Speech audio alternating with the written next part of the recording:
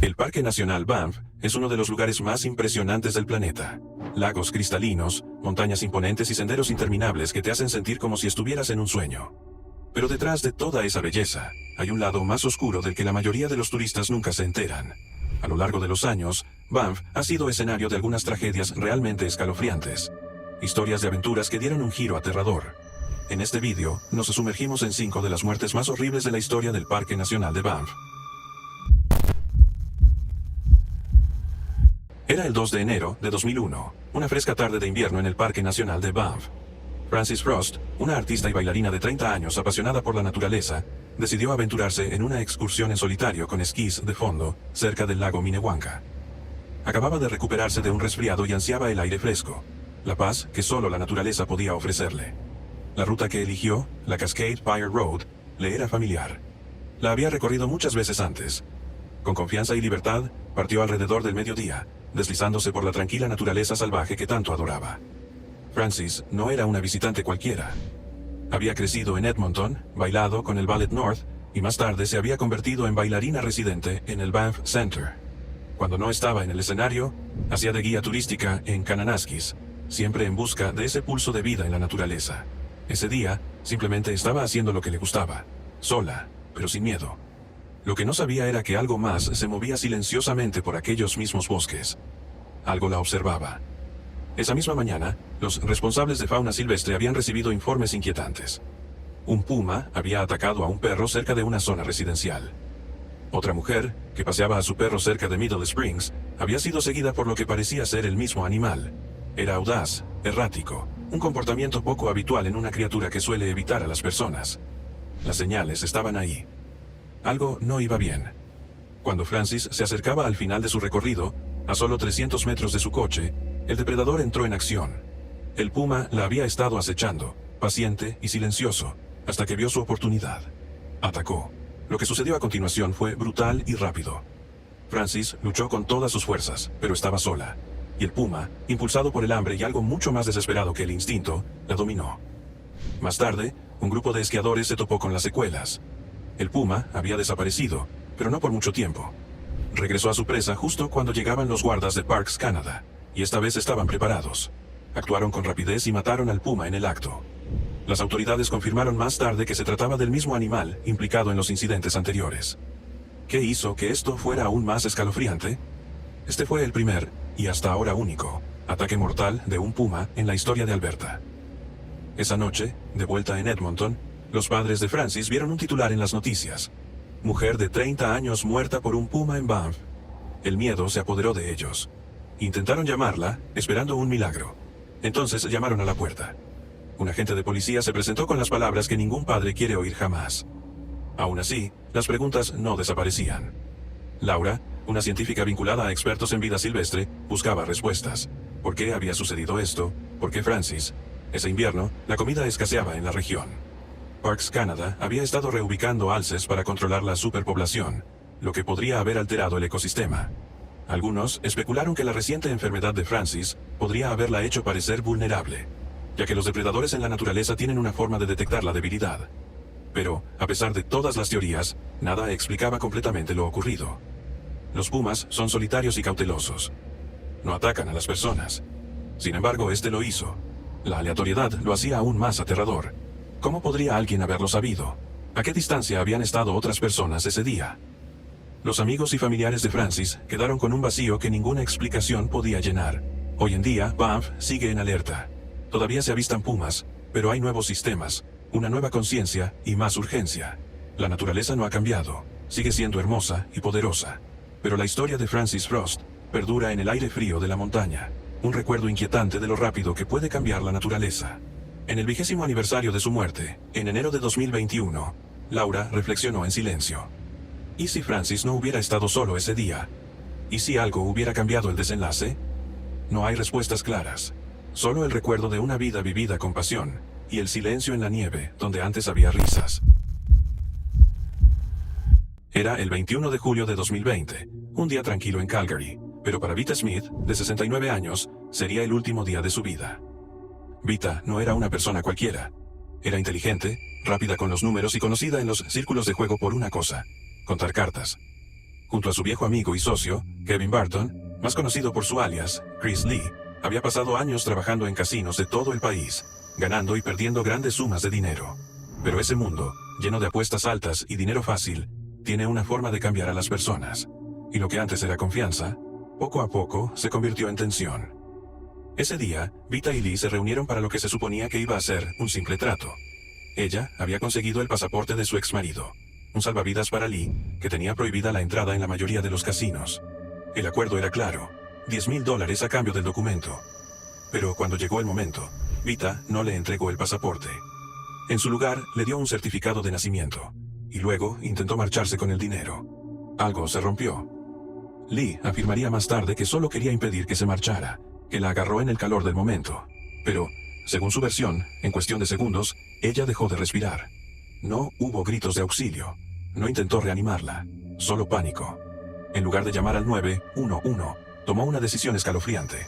Colocó el cuerpo sin vida de Vita en la parte trasera de su todoterreno y se marchó. Eso fue solo el principio. Durante los días siguientes, Lee intentó borrar lo sucedido.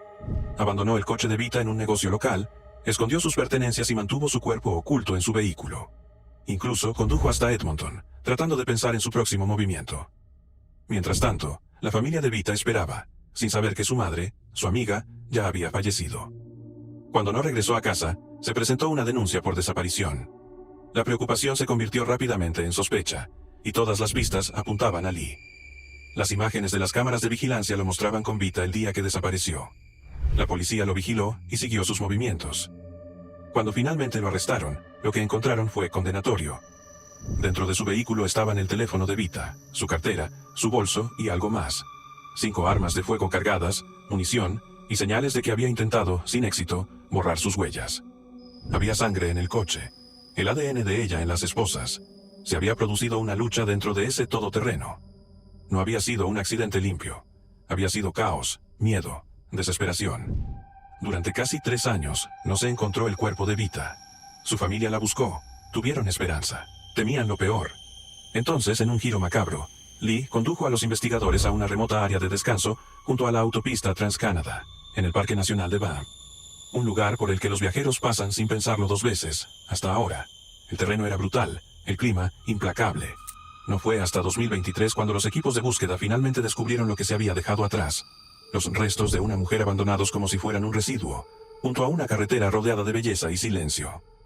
Para la familia de Vita, fue un momento de dolor y cierre al mismo tiempo. Su hija, Netta Power, se presentó en el tribunal y describió la traición, el dolor de saber que su madre había sido tratada como si no significara nada. Lee estaba bajo presión. Los casinos estaban tomando medidas drásticas. La pandemia estaba cortando sus ingresos y sus propios esfuerzos por engañar al sistema habían fracasado. Estaba en una espiral descendente. Y con esa única decisión, ese único momento de violencia y encubrimiento, selló el destino de Vita y el suyo propio. En 2023, fue condenado por homicidio involuntario. Una sentencia, pero no justicia. No, realmente. Nada podía deshacer la traición. Nada podía devolverle la vida a Vita. Su historia deja una pregunta inquietante. ¿Hasta dónde se puede estirar la confianza antes de que finalmente se rompa? ¿Habrían sido diferentes las cosas si Lee la hubiera dejado marchar? ¿O la amistad ya estaba envenenada mucho antes de ese día? Era el 10 de enero de 2020, en lo más profundo del silencio escarpado del Parque Nacional de Banff. Esa mañana, la doctora Laura Kosakowski se calzó los esquís con confianza y alegría. Esta médica de familia de 34 años, originaria de Canmore, estaba acostumbrada a la naturaleza salvaje. Junto a su marido, Adam Campbell, y su buen amigo, Kevin Harros, Laura se adentró en la montaña para lo que se suponía que iba a ser otro día memorable en la naturaleza. Laura había realizado más de 80 excursiones por la montaña en solo 3 años. Adam era esquiador de montaña profesional.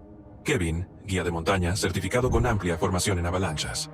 Llevaban meses planeando este viaje, estudiando cuidadosamente el terreno y el tiempo. Conocían los riesgos y creían estar preparados. Había nevado mucho la semana anterior. Las temperaturas rondaban los menos 15 grados Celsius. Las condiciones de avalancha eran manejables en las zonas bajas, pero más traicioneras en las altas. Aún así, el grupo siguió adelante.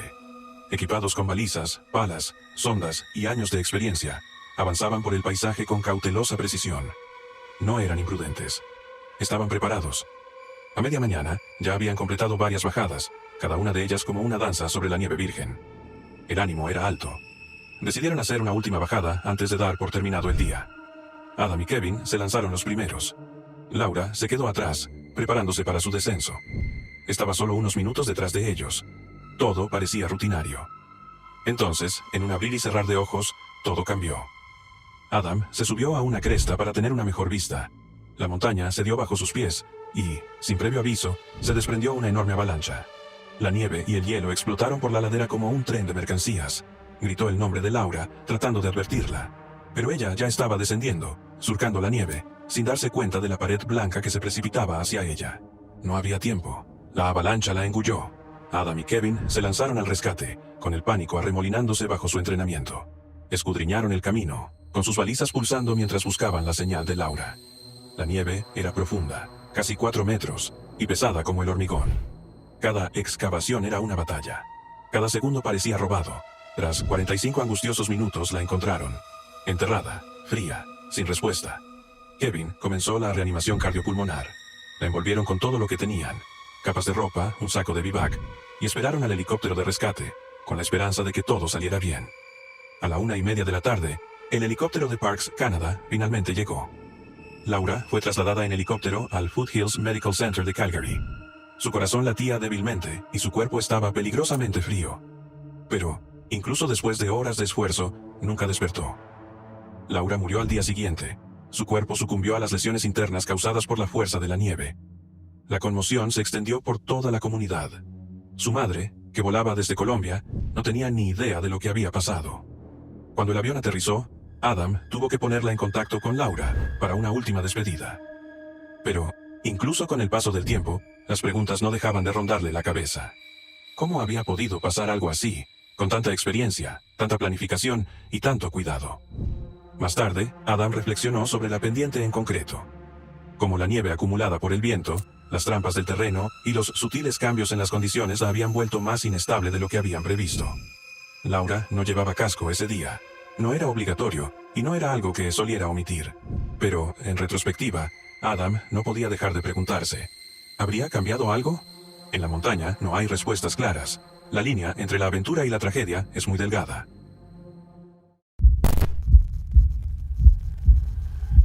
Era el 5 de octubre de 2022, en las implacables alturas de las montañas rocosas canadienses. Esa mañana, Daniel Heritage, de 28 años, de Adelaida, Australia, se ató las botas para lo que se suponía que iba a ser su última gran escalada antes de que terminara la temporada. A su lado estaba Emma, su esposa. Juntos habían pasado meses recorriendo la vasta naturaleza salvaje de Canadá. Eligieron Mother's Day Buttress, una ruta que les gustaba. Eran escaladores experimentados. Y ese día todo parecía ir bien. Mientras ascendían por la pared rocosa, charlaban entre los largos, con la voz de Daniel transmitiendo siempre esa familiar confianza tranquila. Emma recordaría más tarde cómo él acababa de superar un tramo especialmente difícil, una grieta empinada y estrecha a lo largo del quinto largo. Él le había gritado con una mezcla de orgullo y sorpresa, riéndose de que era más difícil de lo que esperaba. Luego, silencio. Ella esperó la llamada, la simple palabra, a salvo, pero nunca llegó. Pasó 1 minuto, luego 5, luego 10. Su corazón comenzó a latir con fuerza. Lo llamó una vez, luego otra, con la voz cada vez más alta por la preocupación. Nada. Y entonces, sin previo aviso, la cuerda se aflojó. Emma se quedó paralizada. Sus ojos siguieron la cuerda mientras se deslizaba a su lado. Entonces, en la distancia, vio un movimiento y, de repente, lo entendió. Daniel estaba cayendo. Cuando llegó hasta él, su cuerpo yacía inmóvil. Emma se derrumbó a su lado. Pidió ayuda. 90 minutos más tarde, llegaron los equipos de rescate y le dijeron que tenía que irse. Fue lo más difícil que había hecho en su vida. Más tarde, los investigadores intentarían encontrarle sentido. Daniel no había colocado más protección después de la parte más difícil de la ruta. Quizás era una roca suelta. Quizás solo un paso en falso. La verdad era que nadie lo sabría con certeza. Emma revivió ese momento una y otra vez en su mente, buscando una razón, una causa, algo que le diera sentido. Pero las montañas no dan respuestas, solo silencio. Y entonces llegó otro golpe cruel.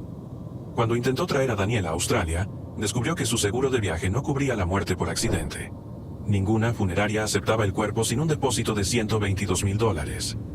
El peso del dolor se hizo aún más pesado. La madre de Daniel intervino y pagó lo que pudo para empezar con los trámites. Pero Emma aún necesitaba $8,000 para el vuelo y $115,000 más para traerlo a casa con dignidad. La carga financiera era abrumadora. Desesperada, la hermana gemela de Emma, Jessica, inició una recaudación de fondos. Se recaudaron más de $42,000, suficiente para traerlo a casa. Aún buscando cerrar el capítulo, Emma regresó semanas más tarde a Cascade Mountain.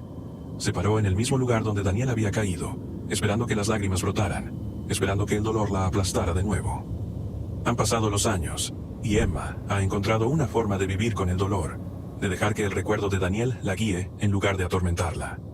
Ya no se obsesiona con la caída, ni con las preguntas que nunca tendrán respuesta. Se aferra a las risas, a las vistas desde la cima, a los momentos tranquilos alrededor de la hoguera, y al hombre que la amó en cada paso de su viaje.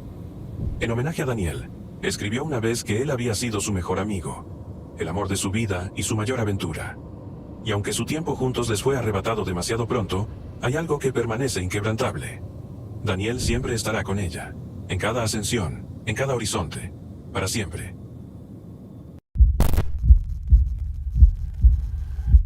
Era el 18 de abril de 2024, en lo más profundo de la silenciosa naturaleza salvaje del Parque Nacional de Banff. Rob Coppola, de 54 años, se sentía como en casa allí. Durante décadas se había dedicado a estas montañas, guiando, enseñando e inspirando. No solo era conocido por su habilidad, Rob era toda una presencia. Esa mañana, Rob guiaba a un pequeño grupo de esquiadores de travesía cerca del Pico Christian, cerca de la frontera entre Alberta y Columbia Británica. El terreno era impresionante y traicionero. Rob lo sabía, siempre lo había sabido. Era meticuloso, metódico, el tipo de guía que lo comprobaba todo 2 veces, no por miedo, sino por un profundo respeto por las montañas. Cada ruta era elegida con cuidado.